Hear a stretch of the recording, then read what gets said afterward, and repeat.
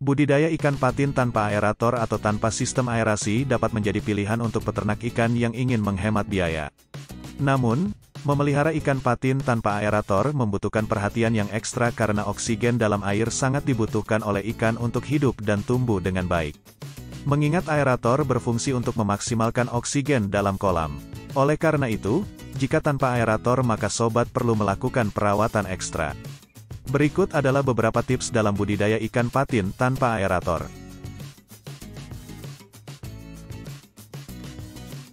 Pemilihan bibit ikan patin yang baik sangat penting dalam budidaya ikan patin tanpa aerator. Bibit yang baik memiliki ciri-ciri fisik yang sehat, seperti tidak cacat, tidak terlihat lesu, dan tidak memiliki luka atau tanda-tanda penyakit lainnya. Selain itu, bibit yang baik juga memiliki ukuran yang seragam. Ada beberapa hal yang perlu diperhatikan dalam memilih bibit ikan patin yang baik. Di antaranya adalah memilih bibit dari induk yang sehat dan berkualitas, memilih bibit dari hatchery yang terpercaya, dan memilih bibit yang sehat dan aktif saat dibeli. Sebelum membeli bibit, pastikan untuk memeriksa kualitas air di tempat bibit disimpan dan pastikan bibit tidak terpapar bahan kimia atau racun.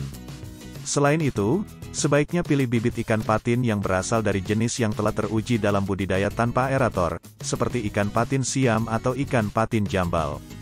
Hal ini akan memudahkan dalam mengelola kondisi lingkungan budidaya, karena jenis ikan patin tersebut sudah terbiasa hidup di lingkungan yang tidak menggunakan aerator.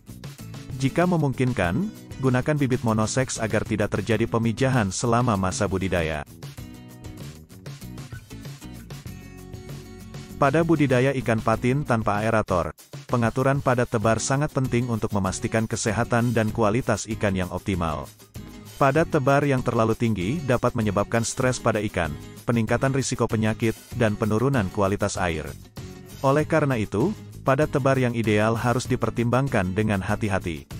Pertimbangan utama dalam pengaturan padat tebar adalah ukuran kolam dan ukuran ikan patin yang akan ditebar.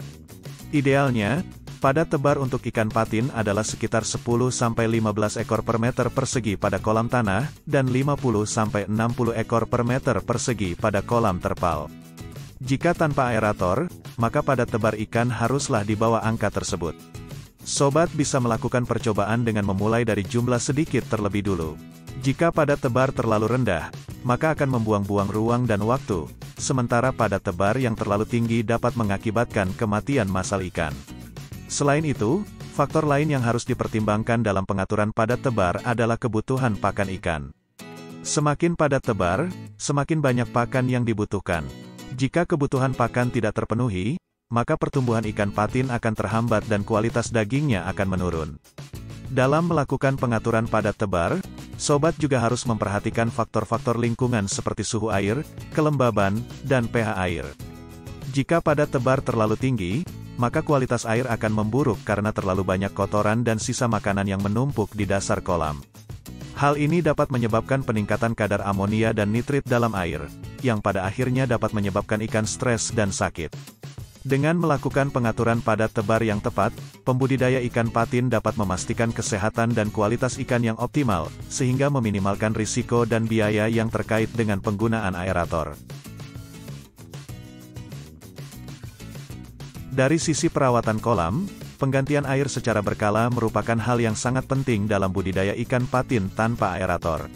Air yang kotor dapat mengganggu kesehatan ikan dan menurunkan kualitas air. Oleh karena itu, perlu dilakukan penggantian air secara berkala. Idealnya, air perlu diganti sekitar 10-20% setiap hari, atau bisa juga 50% setiap minggu tergantung pada tingkat kekotoran air. Pada saat melakukan penggantian air, perlu diperhatikan suhu dan kualitas air pengganti. Air pengganti harus memiliki suhu dan kualitas air yang sama dengan air kolam agar tidak menimbulkan stres pada ikan. Selain itu, sebaiknya menggunakan air bersih yang sudah diendapkan terlebih dahulu minimal selama 24 jam untuk menghindari zat-zat kimia yang dapat membahayakan ikan. Suhu air yang terlalu tinggi atau rendah dapat mempengaruhi nafsu makan ikan.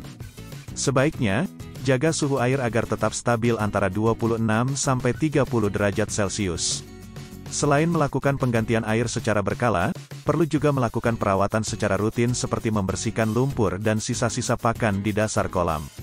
Hal ini dapat membantu menjaga kualitas air dan mencegah timbulnya penyakit pada ikan patin. Dalam setiap budidaya, pemberian pakan yang tepat sangat penting, terutama dalam budidaya ikan patin tanpa aerator. Pakan yang diberikan harus mengandung nutrisi yang sesuai dengan kebutuhan ikan patin. Pemilihan pakan yang tepat dapat mempengaruhi pertumbuhan dan kesehatan ikan patin. Pakan yang baik untuk ikan patin adalah pakan yang mudah dicerna dan mengandung protein tinggi. Pemberian pakan harus dilakukan secara teratur, idealnya 2-3 kali sehari dengan jumlah yang cukup. Jumlah pakan yang diberikan harus disesuaikan dengan padat tebar ikan dan kondisi lingkungan. Pakan yang diberikan bisa berupa pakan pelet komersial atau pakan buatan sendiri yang terbuat dari bahan-bahan alami seperti ikan kecil, dedak, dan tepung ikan. Penting juga untuk memperhatikan kualitas pakan yang diberikan. Hindari pemberian pakan yang sudah basi atau rusak karena dapat menyebabkan ikan patin sakit dan tidak nafsu makan. Selain itu, pemberian pakan harus dilakukan dengan cara yang benar. Ukuran pakan harus sesuai dengan mulut ikan patin, atau dapat dihancurkan terlebih dahulu agar ukurannya sesuai. Pemberian pakan sebaiknya dilakukan pada waktu yang sama setiap hari dan jangan terlalu banyak agar pakan tidak menumpuk di dasar kolam dan membusuk. Meskipun bisa hidup tanpa aerator, tentu ada perbedaan dengan ikan patin yang dibudidayakan dengan aerator. Itulah sebabnya vitamin dan suplemen bisa menambah daya tahan ikan di kolam tanpa aerator.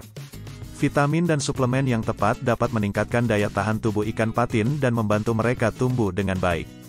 Vitamin yang sering diberikan pada ikan patin antara lain vitamin C dan E, sedangkan suplemen yang diberikan misalnya probiotik, prebiotik, dan enzim pencernaan. Vitamin C berfungsi sebagai antioksidan yang dapat membantu ikan patin melawan penyakit dan memperkuat sistem kekebalan tubuhnya. Vitamin E juga berfungsi sebagai antioksidan dan membantu mengurangi risiko stres pada ikan patin. Sedangkan probiotik, prebiotik, dan enzim pencernaan membantu meningkatkan kualitas air dan pencernaan ikan patin, sehingga dapat menjaga tingkat pertumbuhan dan produktivitas ikan patin. Namun, perlu diperhatikan juga bahwa pemberian vitamin dan suplemen harus disesuaikan dengan dosis yang tepat dan tidak berlebihan, agar tidak menyebabkan masalah pada ikan patin. Dalam budidaya ikan patin tanpa aerator, kita memang bisa menghemat biaya karena tidak perlu membeli alat tambahan. Namun, itu juga mengharuskan kita selalu memperhatikan kondisi air yang baik dan stabil, serta pemberian pakan yang tepat untuk menghindari stres pada ikan. Pengaturan padat tebar yang tepat dan penggantian air secara berkala juga sangat penting. Dengan perawatan yang baik dan pengaturan yang tepat, ikan patin tanpa aerator dapat tumbuh dengan baik dan menghasilkan hasil panen yang optimal. Semoga informasi dalam video ini bermanfaat untuk sobat semua. Jika ada yang memiliki pengalaman dalam budidaya ikan patin tanpa aerator, silakan share pengalaman sobat di kolom komentar. Terima kasih dan sampai jumpa lagi.